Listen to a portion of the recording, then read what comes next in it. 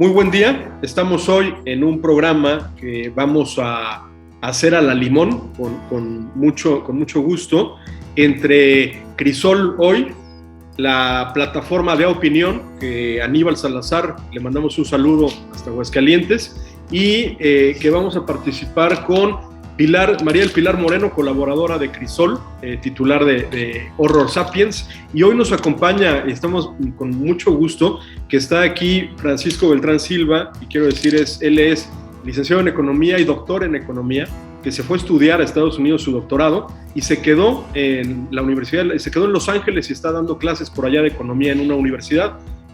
Muy joven, Francisco, y su papá es colaborador de nosotros en Crisol Hoy, y nos da mucho gusto poder hoy arrancar este programa. Manda saludos Diego de Alba Casillas, que hoy no se pudo conectar al programa de Crisol Hoy y nos va a ver en plataforma. Bueno, yo les quiero decir que estoy muy contento porque estamos haciendo, Crisol Hoy va a hacer una serie de análisis sobre los programas de podcast que La Payola está produciendo. Y vamos a hacer un análisis de cada uno de los programas. Los programas de La Payola son un podcast que tiene que ver sobre cine y sobre entretenimiento. ¿Es correcto, Francisco? Y entonces llevan más de 35 programas que han producido, que vamos a invitar a todas las y los seguidores de Crisol Hoy a que se acerquen a los programas de La Payola, y vamos a hacer algunos programas sobre eso, sobre cada uno de estos contenidos que ustedes tienen, para ir abordando un poco más desde estos programas vía Zoom. En ese sentido, Francisco, nos llamó mucho la atención un programa que ustedes hicieron, que se llama El Juego del Calamar, pero yo quisiera que nos dijeras, en La Payola, ¿cómo surge? ¿Quién elabora La Payola? Danos una breve referencia. Pues mira, La Payola surge hace como 3 años, pero realmente se materializó hace uno, porque fue cuando empecé a escuchar podcasts. Me gustó mucho un podcast que era de unos cuates que vivían justo en Atlanta, donde hice el doctorado. Yo nunca me los topé, pero sabía que iban a los mismos lugares a donde yo iba, porque luego comentaban en el podcast. Y ellos dos tienen un programa que se llama Stuff You Should Know, como cosas que deberías de saber. Y ellos dos, pues son dos cuates que se leen mucho, o sea, leen mucha investigación y hacen sus programas basados en investigación, que eso a mí me gustó mucho porque pues es la formación que yo tuve en el doctorado y en la carrera. Entonces, ellos te platican de cualquier cosa, por ejemplo, de las medusas, tuvieron un programa igual de los pulpos versus las medusas. Tienen temas, por ejemplo, de cómo está el tema de la energía nuclear en el mundo, diferentes cosas. Y lo que hacen es que investigan un montón del tema y luego lo platican, ¿no? Y entonces, pues yo cada vez que escuchaba eso, que a mí me gusta mucho todavía ese podcast, pues yo decía como, oye, estaría padrísimo hacer algo así, a mí me gustaría hacer algo así. Y pues ese podcast es en inglés, ¿no? Y entonces dije, pues me gustaría hacer algo similar, pero en español y sobre temas que me gusten a mí, ¿no? Siendo amplio, pero relacionado con el entretenimiento, ¿no? Y entonces de ahí hablé con un amigo muy querido, Art Gamir, que somos amigos desde la infancia. Los dos hemos estado en temas de producción de música, los dos componemos, y entonces pues fue muy natural decir como, oye, pues, ¿qué te parece si hacemos un podcast? Y pues anduvimos haciendo esto desde el año pasado, más o menos en enero. De hecho, bueno, empezamos a pregrabar y preparar todo por ahí de septiembre de 2020, pero el lanzamiento fue en enero de 2021 y pues le seguimos hasta ahora. Entonces básicamente estuvimos juntos como un año a full. Ahorita Art pues anda en otros proyectos, entonces ha tenido que tomar un poquito de tiempo, pero seguimos colaborando. Y la que también está detrás, que ella pues, no siempre, no sale porque no está hablando en el programa, pero es muy importante, es mi hermana, Ana Cristina, porque ella hace todo el tema de redes sociales y me ayuda con el diseño de todo lo que es visual. Y aparte en contenido, entonces es una colaboración muy, muy padre. Y pues nada, pues eran todas esas ganas de tener un lugar para expresar las cosas sobre las que estoy pensando, y te digo, poder compartir un poquito después de investigar mucho, que eso a mí me gusta mucho, y es un gran pretexto decir como, ay, pues quiero hacer un programa sobre esto, ¿no? Quiero aprender más sobre esto. Entonces me leo un montón de cosas y las condenso en un programa y lo hablo, ¿no? Y eso a mí me encanta. Oye, pues los felicito. La verdad es que el podcast de La Payola está muy bien hecho. Creo que además la música es de ustedes, ¿no? Porque Sí, tanto tú como tu amigo tienen una formación musical y también la música de entrada es original. Entonces, los felicito porque, bueno, yo te quiero comentar, Crisol es una revista que empezó nuestro fundador, Gustavo Arturo de Alba. El primer número que publicó Gustavo de Crisol se salió a la luz en octubre de 1990. Tú creo que, bueno, tenías 2, 3 años, hace 30 sí. años, está cumpliendo 30 años la revista. Yo empecé a publicar con Gustavo en los primeros años de los 90 y me hice miembro del consejo editorial hasta el 2017, pero es una propuesta editorial que tenemos ahora en una versión electrónica. Y Pili, María del Pilar Moreno, publica con nosotros, es un lujo, porque ella estudió literatura, tiene una maestría en literatura y se ha dedicado especialmente en el tema de monstruos, en el tema de asesinos seriales, en la literatura, y pues es un lujo tenerla por acá. Ahora, yo les quiero decir, vamos a hablar del programa del Juego del Calamar. Bueno, les quiero decir a los dos que no he visto la serie del Juego del Calamar y sin que me la spoileen mucho, así se dice, ¿por qué consideran ustedes que alguien se debe de acercar al Juego del Calamar de Netflix? Francisco, platícame. Y bueno, se relaciona, ¿no, Pili, con el tema del horror? Igual y no es directamente horror, ¿no? Pero se relaciona con un género que se llama gore, ¿no? Que de hecho, yo por esa razón no estaba seguro de si ver o no la serie, porque la verdad a mí el gore me cuesta trabajo verlo. Entonces, pues cuando vi que, o sea, alguien me contó la descripción y me dijo, no, pues es que el primer capítulo están en una como arena y entonces si se pueden mover, pero cuando hay una luz roja, eso fue lo primero que me dijeron, ¿no? Eh, Se los Te despachan, los empezaron a matan, ¿no? contar cómo empezaba la masacre. Exactamente. Entonces, yo escuchando eso, pues dije, híjole, no sé si este es como el tipo de programa que quiero ver, porque, pues la verdad es que a mí sí me asustan ese tipo de películas. No soy muy fanático, a menos que haya un contexto muy interesante, pero si no, las trato de evitar porque duermo mal y entonces no me gusta. Pero cuando es buen cine de terror o está justificado el gore, sí lo disfruto.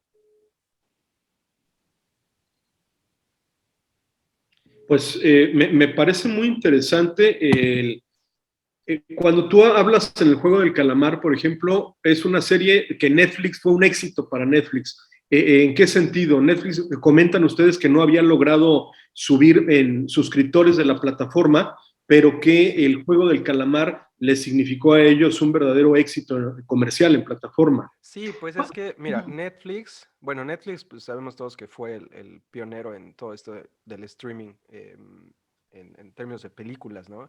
Y de un tiempo acá, pues todas esas ganancias que Netflix mostraba, pues atrajeron un montón de competidores, ¿no? Y entonces, pues empezó, pues Amazon Prime, también Amazon Video sacó su propia plataforma de streaming y le siguieron otras, ¿no? Disney Plus también ha tenido mucho pegue. Ahora también está HBO, está Hulu. em, entonces, pues todos estos, pues le han comido el pastel a Netflix, ¿no? Entonces, y entre que pues muchas de estas compañías pues lo que hacen es sacar productos que puedan justo jalar clientela que tiene hoy en día Netflix, que no significa que no puedas tener Netflix y otra cuenta al mismo tiempo, ¿no? Pero igual vas a tener tres y vas a tener que elegir y algunas personas ya, por ejemplo, no usan Netflix y en vez de eso pues decidieron, por ejemplo, no, pues me gusta más la programación de Hulu. Entonces, pues esa es una situación igual que ha promovido que Netflix se trate de poner mucho más las pilas para recapturar mucha esa clientela y pues incrementarla, ¿no? Y entonces uno de los proyectos que Netflix tiene, que a mí me parece súper interesante y que hace distinto de muchas otras plataformas, es que invierte en un montón de proyectos internacionales. O sea, está invirtiendo en cosas en Latinoamérica, en Europa, en Asia, y fondea estos proyectos y está haciendo incubadoras, ¿no? En todos estos lugares y ver cuáles series pegan, ¿no? Por ejemplo, La Casa de Papel fue un ejemplo. No, no lo he visto tampoco. Buenísima también. La Casa de Papel, pues fue un proyecto español que empezó una televisora de allá y a Netflix dijo, oye, este me gusta, y entonces lo compraron y lo empezaron a fondear. Y lo mismo con otros programas. Netflix, la serie del calamar, me parece que esa es como originada en Netflix, a diferencia de, por ejemplo, de La Casa de Papel, que no es una idea original de Netflix, aunque Netflix la retomó. Y pues así igual, ahora también tienes oferta de series, por ejemplo, pues esta es una serie coreana, ¿no? El juego del calamar, pero también hay series japonesas, está todo el anime, hay mucho del anime que ya está patrocinado por Netflix directamente, o sea, son series que están naciendo en Netflix de anime, y eso es muy interesante, porque pues originalmente todo esto se hacía desde Japón, ¿no? ¿De qué trata el juego del calamar, Pilar? ¿Cuál es la idea del juego del calamar? Bueno, es interesante porque, y quiero retomar un poco alguna de las ideas que andan por ahí. ¿Por qué el éxito del juego del calamar? Pues porque es shock value. Es shock value, o sea, siempre el shock, siempre todo lo que dirías, ahora sí, como alguna vez comentamos, Enrique, hace muchos años, que qué placer da que se haga la voluntad de Dios en las vacas de mi vecino, ¿no? Sí. Y un poco de por ahí va todo el rollo del juego del calamar. No es nuevo en la cultura asiática para nada.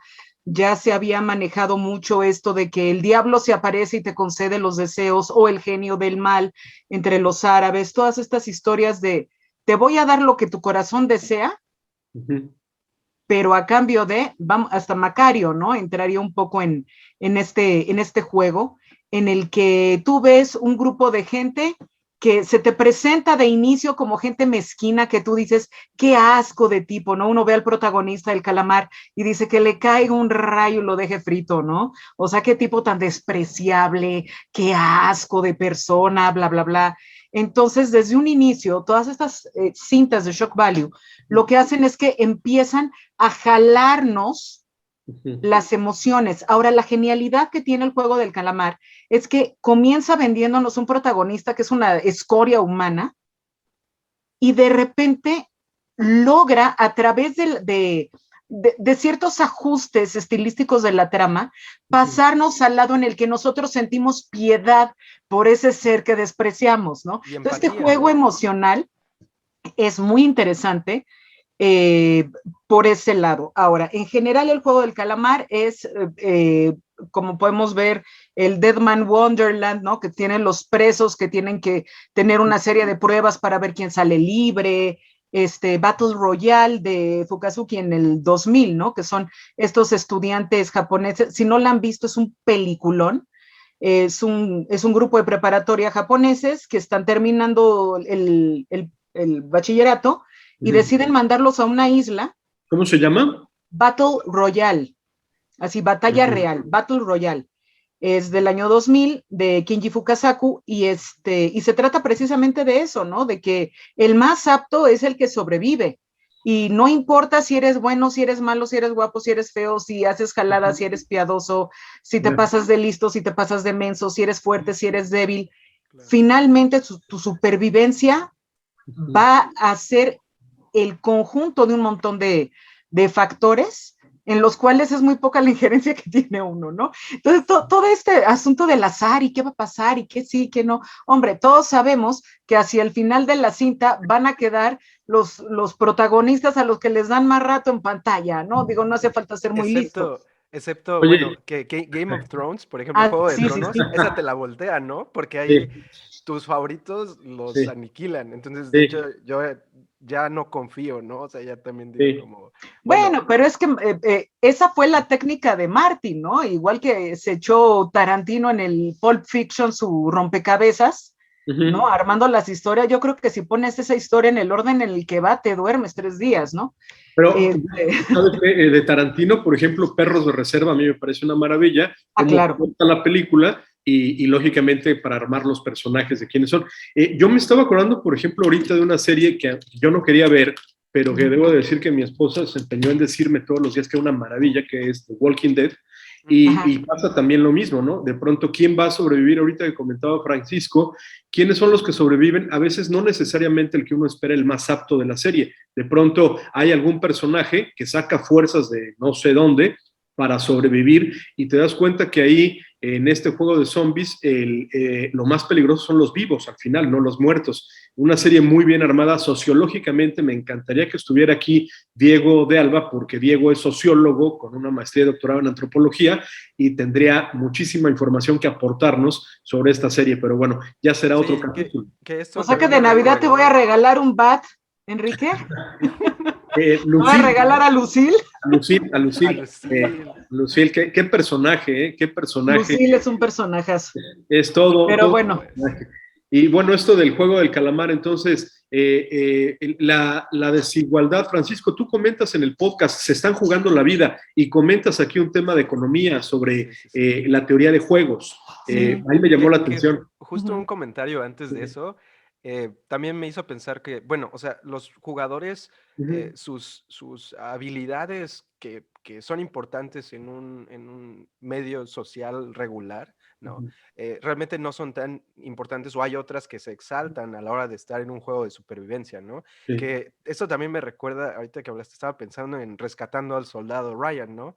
Tom Hanks, que es el que los dirige en el ejército, es un profesor de primaria, ¿no? Pero curiosamente tiene los mejores talentos para dirigir a un batallón, ¿no? Entonces, ahora, todo este tema de teoría de juegos es un tema que me fascina. Y yo, mientras estaba viendo la serie del calamar, pues, o sea, estaba duro y duro pensando como, claro, es que pues aquí tienes que encontrar una estrategia óptima, ¿no? Y muchas veces esa estrategia óptima depende no solamente de lo que tú pienses, sino de lo que tú pienses lo que tú anticipas que la otra persona va a hacer. Y es un juego donde tú dices, ok, si yo hago esto, la otra persona lo más probable es que haga esto, ¿no? Y si ellos hacen eso, ¿qué es lo que yo voy a hacer después? Y si yo hago eso, ¿qué es lo que va a hacer la otra persona?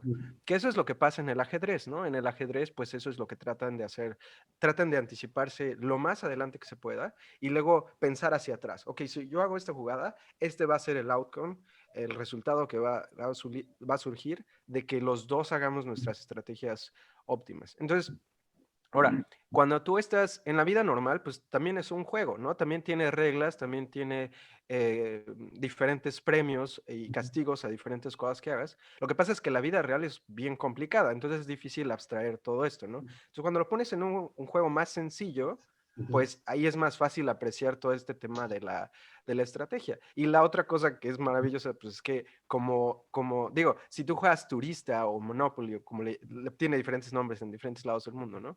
Pero si tú juegas esto y lo juegas pues nomás por placer, no es lo mismo a que si te estás jugando la vida, ¿no? O sea, ahí le pones mucha más atención. O que, como esto, ¿no? De que cuando juegas cartas con alguien, ¿no?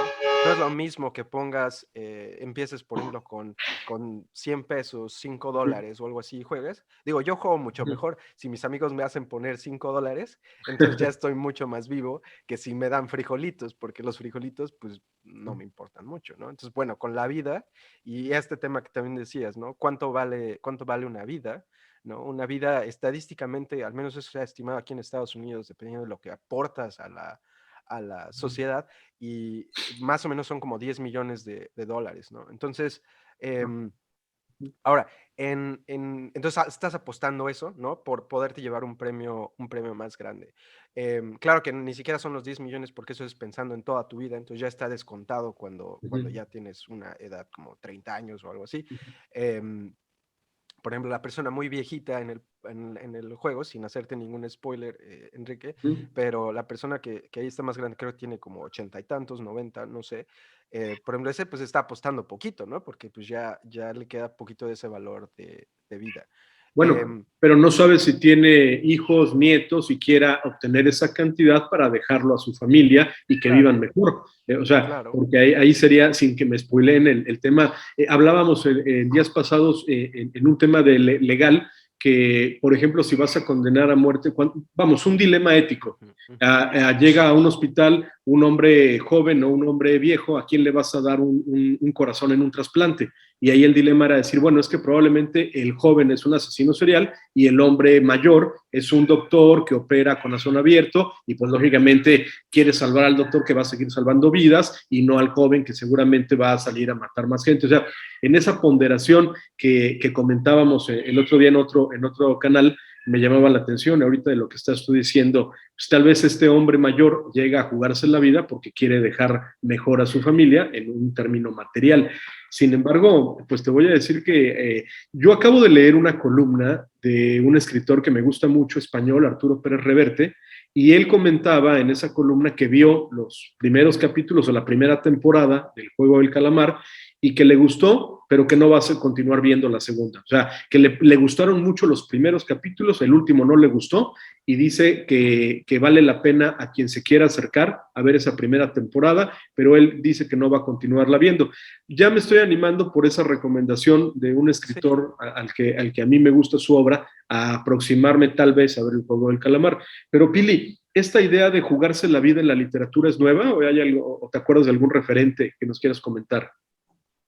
Hay muchísimos y a lo largo de toda la literatura los podemos ver. Quizás el caso más interesante que ha sido retomado sobre todo por los asiáticos es el de una novela dentro de una novela dentro de una novela de Robert Louis Stevenson, que se llama El Club de los Suicidas, ¿no? Que está dentro de la historia del hombre que vendía los pastelillos, que está dentro de otra historia que tiene que ver con los árabes, que está dentro de otra historia que tiene que ver con algo más. Y la premisa es buenísima, es un grupo de nobles que se juntan cada X tiempo en un lugar, que es el Club de los Suicidas, donde se juegan a los naipes, se reparte una baraja nueva cada vez, se revuelven, y al que le toca, me parece que es el as de picas, es el asesino, y el as de tréboles es la víctima, ¿no? Entonces el asesino tiene que matar a la víctima de manera que parezca un accidente, y a lo largo se juegan la vida a las cartas, que es mucho lo que está pasando aquí en el Juego del Calamar. ¿A qué me refiero? Sí, todos tienen deudas, sí, todos son un asco de personas, sí, todos, échale toda la basura que quieras, ¿no? Pero realmente, ¿por qué lo haces? Y es esta necesidad de la corriente eléctrica, ¿no? Del llegar y decir, híjole, ahora sí voy a hacer algo emocionante, ya lo probé todo, quiero una experiencia más allá, ¿hasta dónde voy a llegar? Y ahí, pues, la gente saca el cobre, pero también saca el peltre, ¿no? O sea, salen todas esas cosas que te pones a preguntar, realmente, ¿cuál es mi conflicto humano? ¿Por qué lo estoy haciendo? En el caso del libro de Stevenson, estos nobles, algunos habían perdido toda su fortuna.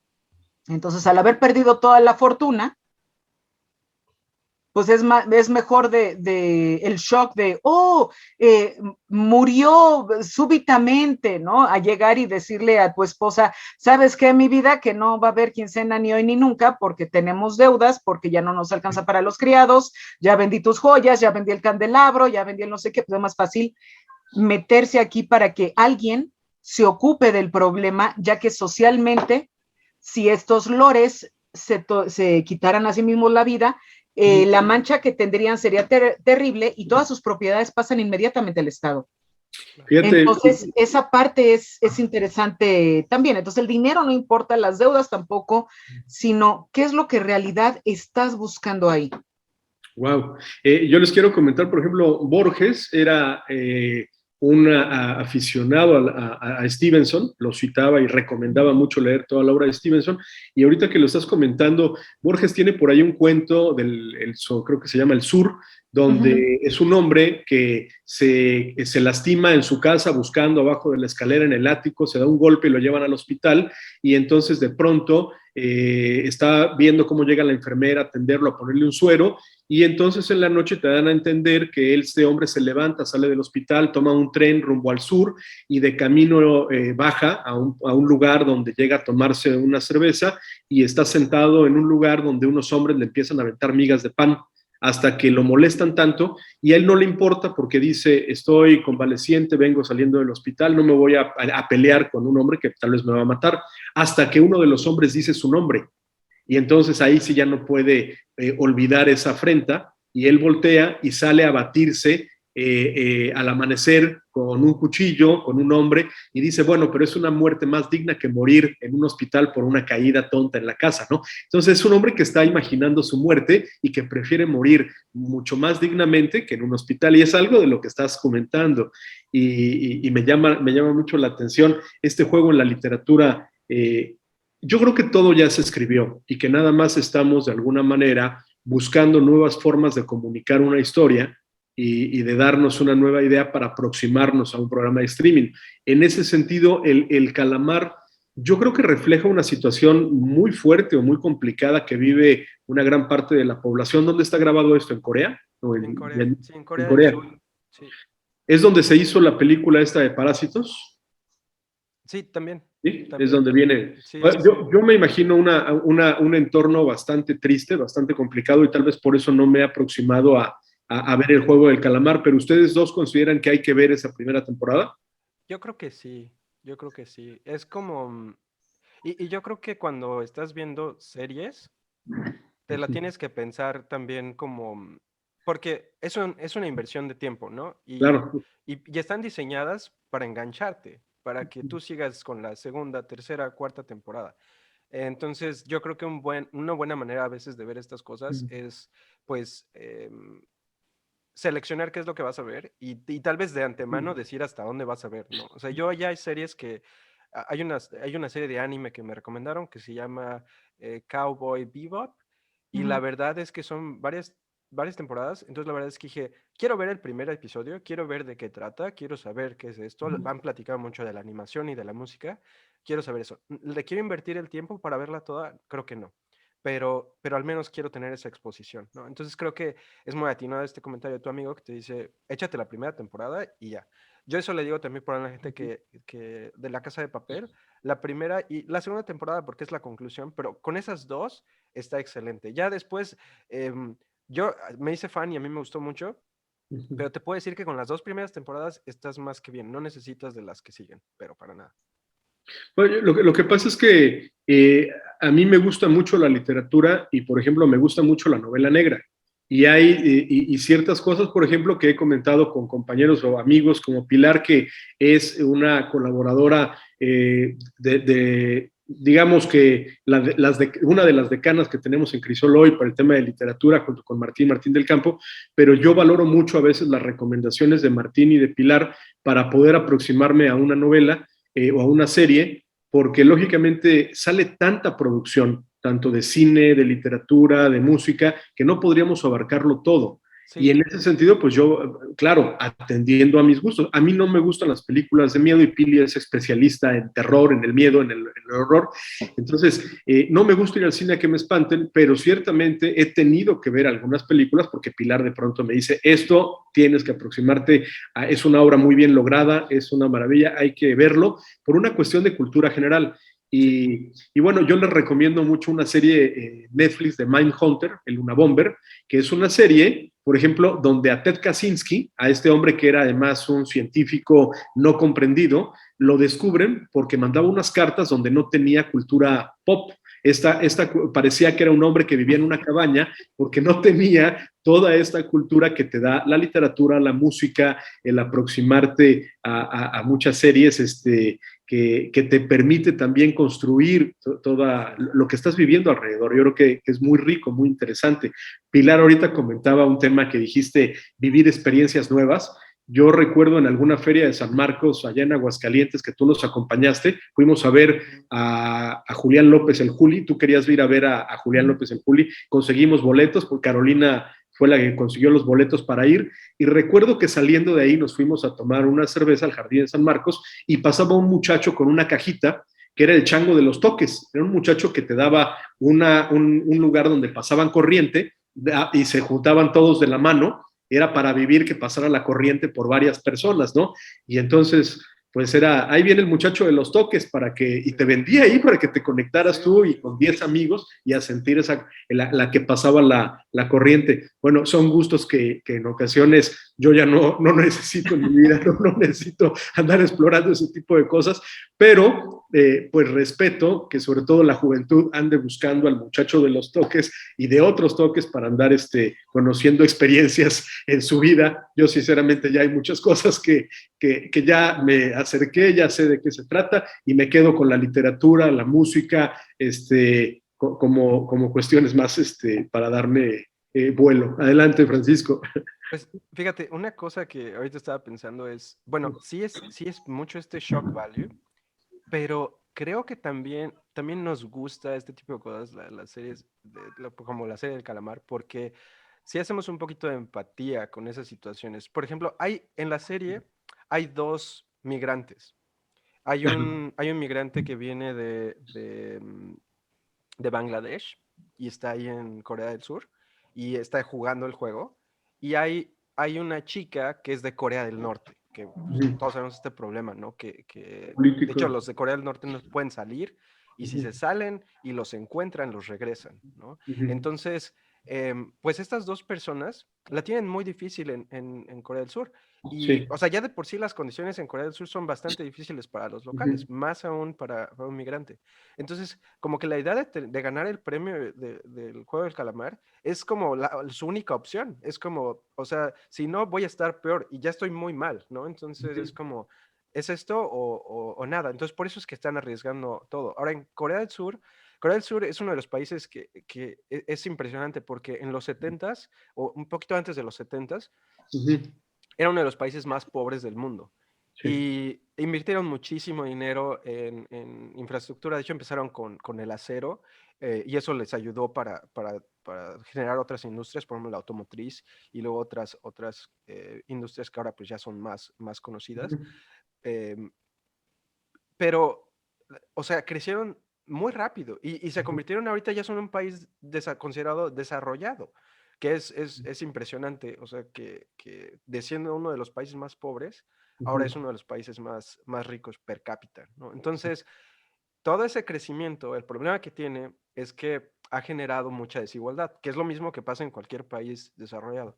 Entonces generas una distribución que es muy inequitativa.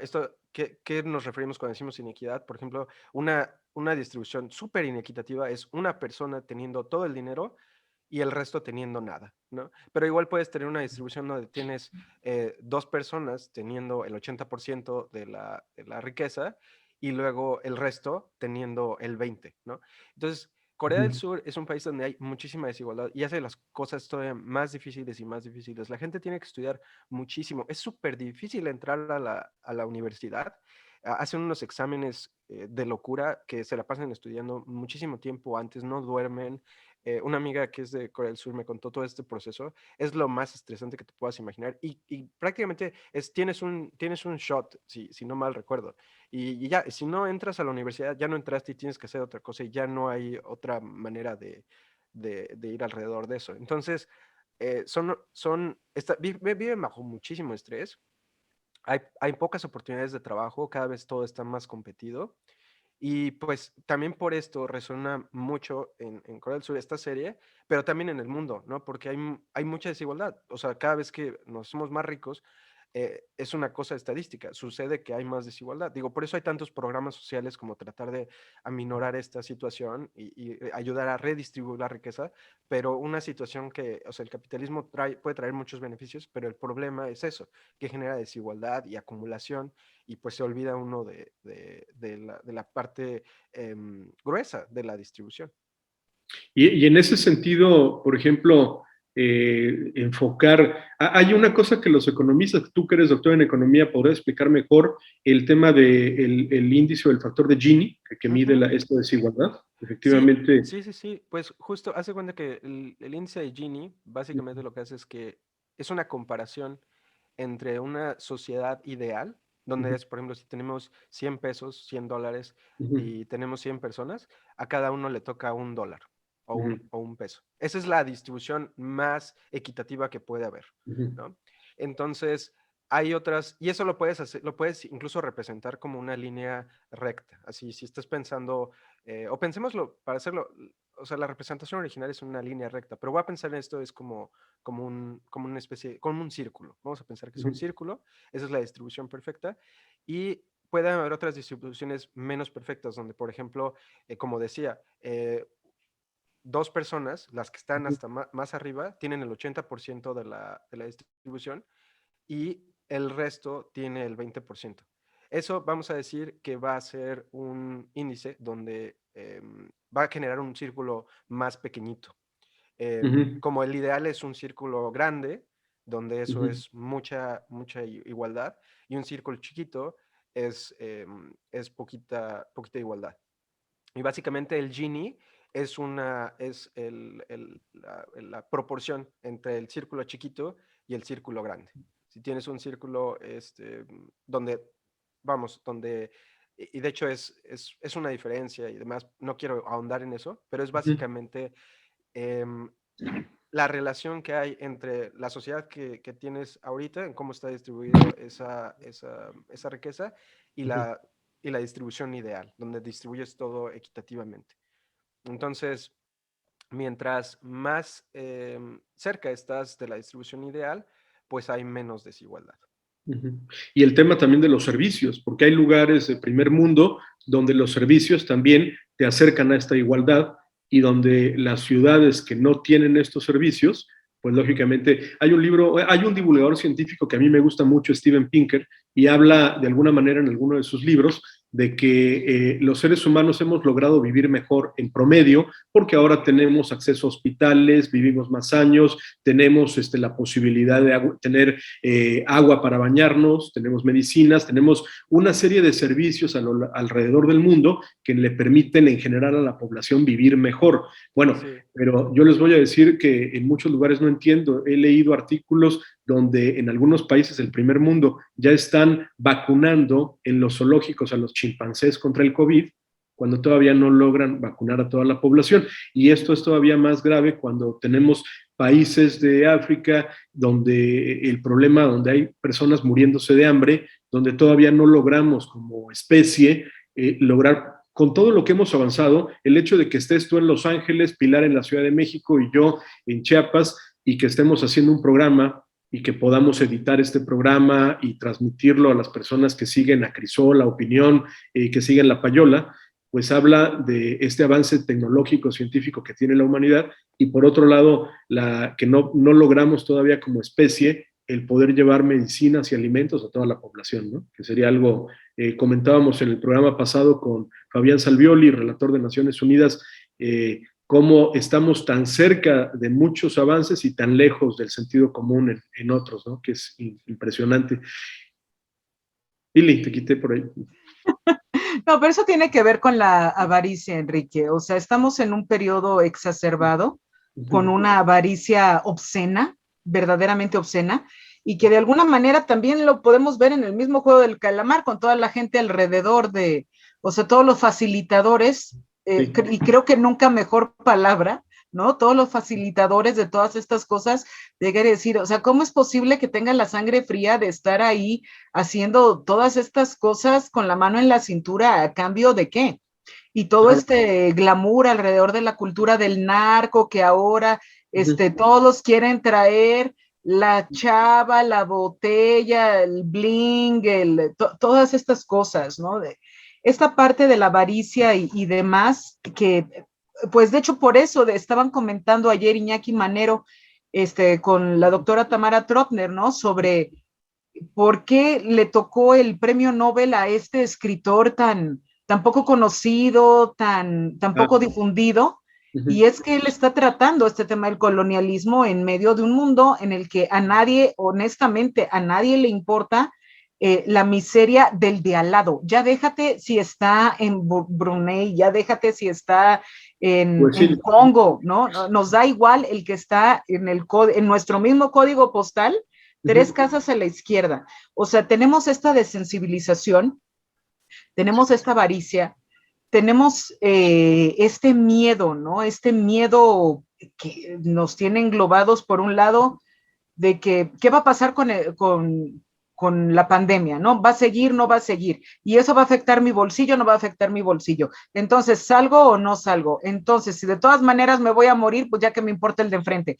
Entonces, si ya no me importa el de enfrente, entonces ya no me importo yo, pero si ya no me importo yo, entonces, ¿qué soy? Entonces, ya me conflictué, entonces me voy a poner a atascarme de todo lo que me quite el conflicto, me quite el pensamiento, me quite todas estas partes, voy a ser lo menos autorreflexivo que pueda, voy a ser lo menos generoso que pueda, sálvese quien pueda, me da igual, y todos estamos metidos en Battle Royale, todos estamos metidos en Deadman Wonderland, todos estamos metidos en el juego del calamar, nada más que en vez de que ganemos 700 mil millones de wones, estamos ganando, voltear a ver al de al lado como, ¡ah! ¿No? Sí. Que además, que es todavía más mezquino. Los otros por lo menos van por la feria, ¿no? Nosotros por mezquinos. Y tenemos que aprender a ver al otro y tenemos que aprender a ser buena onda. Fíjate que por ahí encontraba yo ayer acomodando cajas una obra de un diálogo epistolar que tuvieron por ahí Umberto Eco con Carlo María Martini, el obispo de Milán, que se llama ¿En qué creen los que no creen? Y es un diálogo donde Umberto Eco, desde su punto de vista agnóstico, tiene un intercambio epistolar con un cardenal en Roma que pues era en aquella época uno de los probables sucesores y candidato al papado, y se preguntaban en esto, ¿en qué cree lo que no cree? Y Umberto Eco en un diálogo habla de la importancia de la otredad, es decir, que aunque no crea y aunque no sea un creyente, el hecho de centrar el mundo desde los ojos del otro, el que está enfrente, y esto que tú estás comentando ahorita, cómo no me preocupo por la persona que vive aquí y que sé, además, que sé que la está pasando mal y que sé que ahora con la pandemia, que estamos ahorita en este momento en una epidemia de tristeza, porque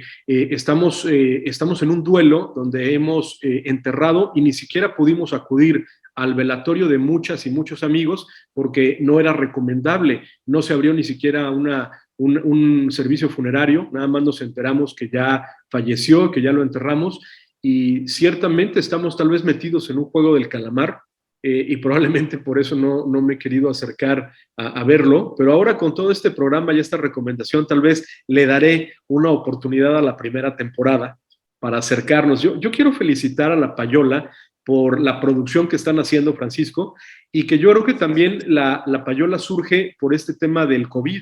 Al estar encerrado en casa, bueno, pues voy a producir un programa con algún amigo, y lógicamente, ¿qué pasó con nosotros que empezamos a producir programas cuando cumplimos el 30 aniversario?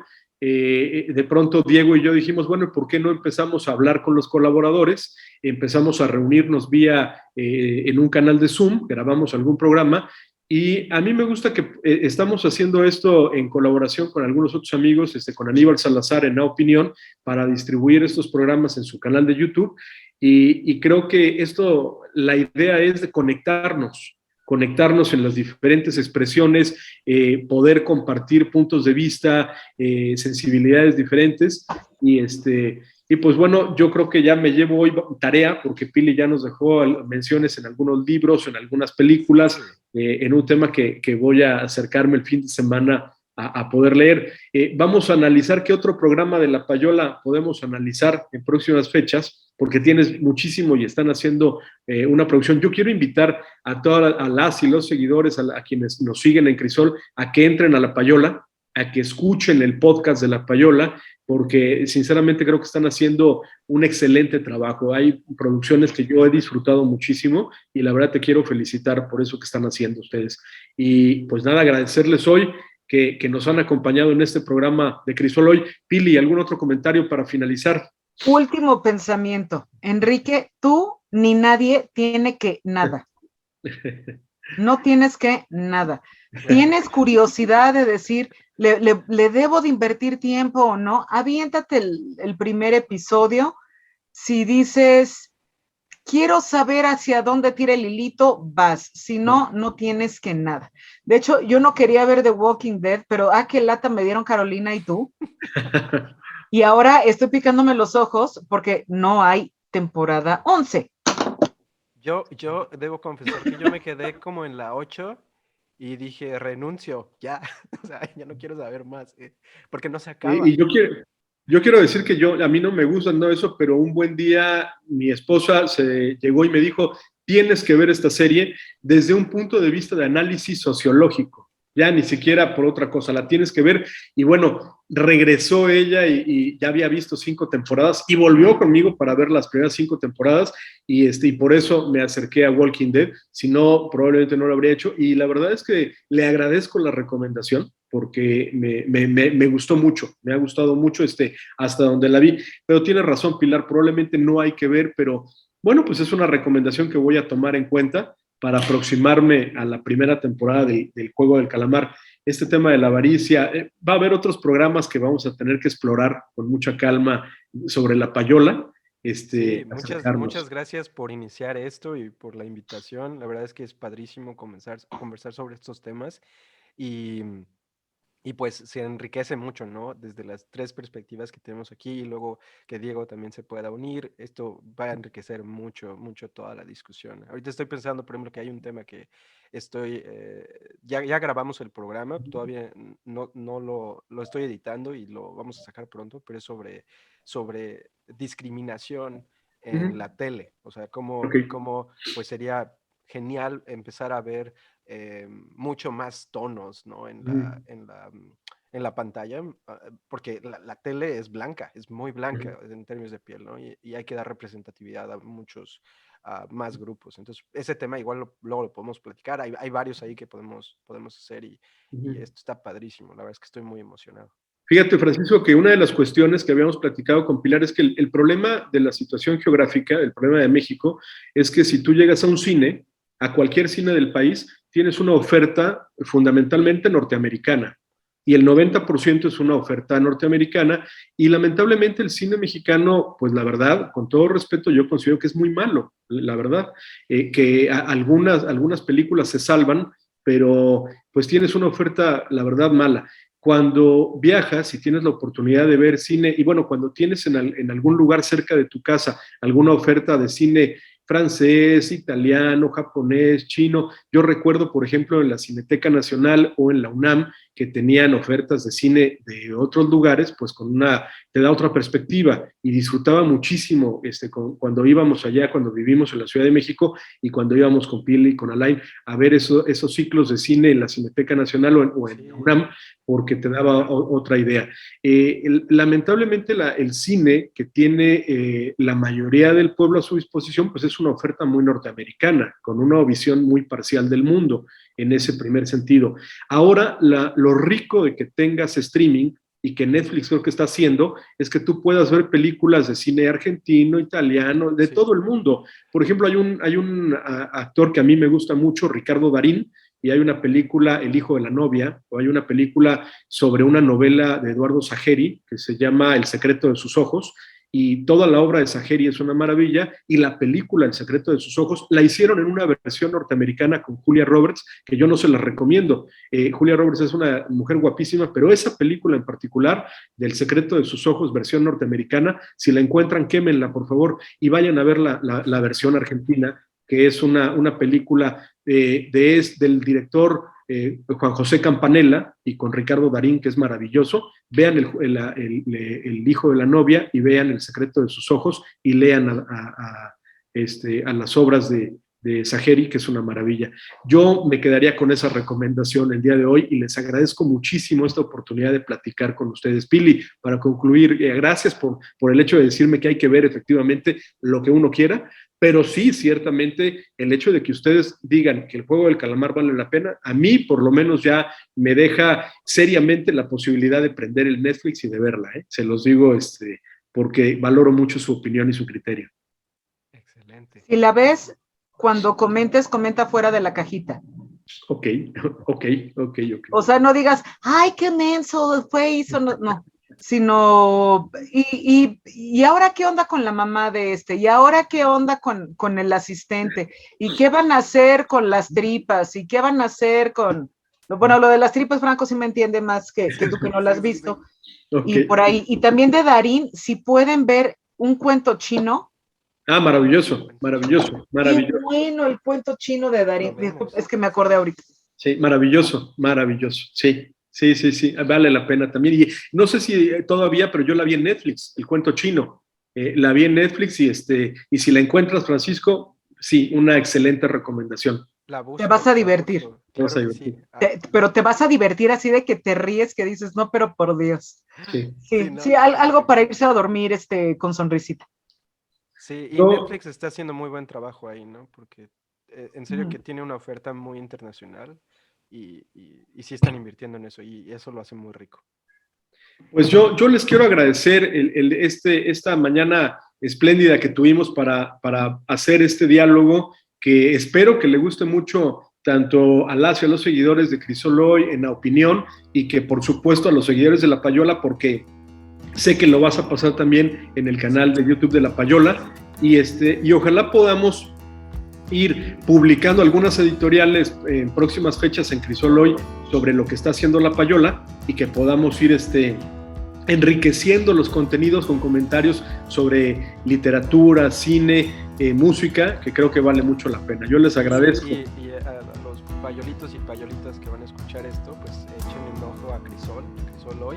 Yo me he echado algunos artículos ahí, es una gran revista digital y vale mucho la pena leerla. Gracias y saludos a Aníbal Salazar, a los compañeros de A Opinión. Y Pili, ya nos vas a platicar próximamente de Horror Sapiens, de todo lo que estás haciendo, de los programas que estás haciendo. Ya haremos un programa sobre eso particularmente. Muchas gracias por el apoyo. Una deliciosa mañana de conversación con ustedes. Muchas gracias, Enrique, Franco, que tengan una excelente semana. A todos los que nos están viendo, gracias por su tiempo y ya vieron que sí vale la pena que regresen por acá. Así es. Bueno, Pili, Enrique, muchas gracias. Saludos. Un gustazo. Saludos. Vale. Tu imagen, tus preferencias sexuales y tu religión son datos personales.